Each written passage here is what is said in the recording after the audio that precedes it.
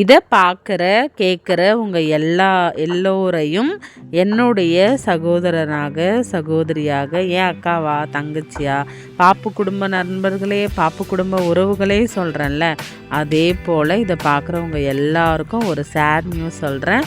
காலையில் எனக்கும் காலையில் கிடையாது, ஒரு 2 மணி இருக்கும், ஃபோன் பண்ணி எங்கள் 2 பேருக்கு கொஞ்சம் சண்டை ஆயிடுச்சு. அதனால் நான் எங்கள் அம்மா வீட்டுக்கு போகிறேன் அப்படி சொல்லிட்டேன். அப்புறம் எங்கள் அப்பாவுக்கும் ஃபோன் பண்ணிப்பா என்னை ஈவினிங் என்னை வீட்டுக்கு கூட்டின்னு போங்கப்பா அப்படி சொல்லிட்டேன். நம்ம வீட்டில் இந்த எல்லோரும் கோச்சின்னு போகிற மாதிரி கோச்சின்னு போனால் சரி பொண்ணு வந்துச்சு அப்படின்னு சொல்லிட்டு விட்டுற மாட்டாங்க. என்ன ஆச்சு, என்ன பிரச்சனை, நீ என்ன பண்ண, எதுக்கு சண்டை போட்டார் உங்கள் வீட்டுக்காரு, அது எல்லாமே டீட்டெயில்டாக விளக்கி கேட்பாங்க. ஃபஸ்ட்டு எங்கள் அண்ணன் ஃபோனு, எதுக்கு, என்ன ஆச்சு, ஏன் வீட்டுக்கு போகிற, என்ன ஆச்சு அப்படின்னு. அதுக்கப்புறம் அப்படியே ஒவ்வொருத்தவங்களாக கேட்டாங்க. இருந்தாலும் எனக்கு போகணும் அப்படின்னு நான் சொன்னேன். அதனால் எங்கள் அப்பா என்னை கூட்டின்னு போயிட்டாரு. நானும் அம்மா வீட்டுக்கு போயாச்சு. இந்த வீடியோ எல்லாமே காலையில் கிளம்புறதுலேருந்து நான் ரெகுலராக எடுத்துன்னு இருக்கிற மாதிரி தான் எடுத்தேன். நீங்கள் எல்லாரும் சண்டை போட்டால் நீங்கள் போகிற இடம் எது? கண்டிப்பாக அம்மா வீடு தான். ஒரு சிலர் அம்மா அப்பா இல்லாமல் இருப்பாங்கள்ல, அவங்களாம் சித்தி வீட்டுக்கு, பெரியம்மா வீட்டுக்கு, ஃப்ரெண்ட்ஸ் வீட்டுக்கு கோச்சிக்கணும் கோவத்தில்.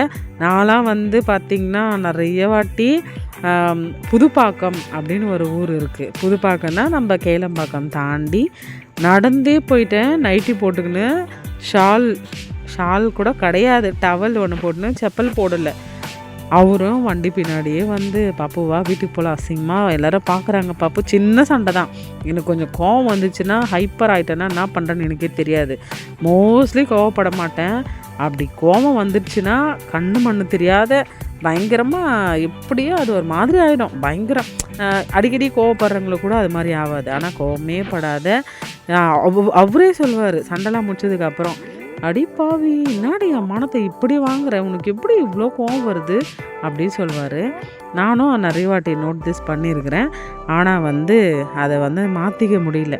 ஆனால் ரொம்ப பொறுமையாக ரொம்ப கைண்டாக விட்டு கொடுத்து எல்லாமே போங்க. கடைசியாக ஒரு கோவம் வரும் பாரு, அந்த கோவம் வரவே கூடாது. அப்படி இருக்கும். நடந்தே போயிட்டேன். ஒரு பக்கம் வீட்டுக்கு போகக்கூடாது, அம்மா வீட்டுக்கு, இங்கேருந்து அம்மனை பார்க்க வரைக்கும் கூட நடந்து போயிடலாம் அப்படி சொல்லிட்டு அது நிறைய பேருக்கு தெரியாது. என்னுடைய சொந்த உறவுகளாக நினச்சி உங்ககிட்ட நான் சொல்கிறேன். இது எல்லாம் ஏன் சொல்கிறேன்னா, அப்படி கோவப்பட்டாலும் மறுபடியும் நம்ம திரும்பி வரக்கூடிய பிள்ளைகளுக்காக, கணவருக்காக அப்படின்னு நம்ம போயிடுவோம். சண்டை போட்டால் இப்படியே போகிறது கிடையாது.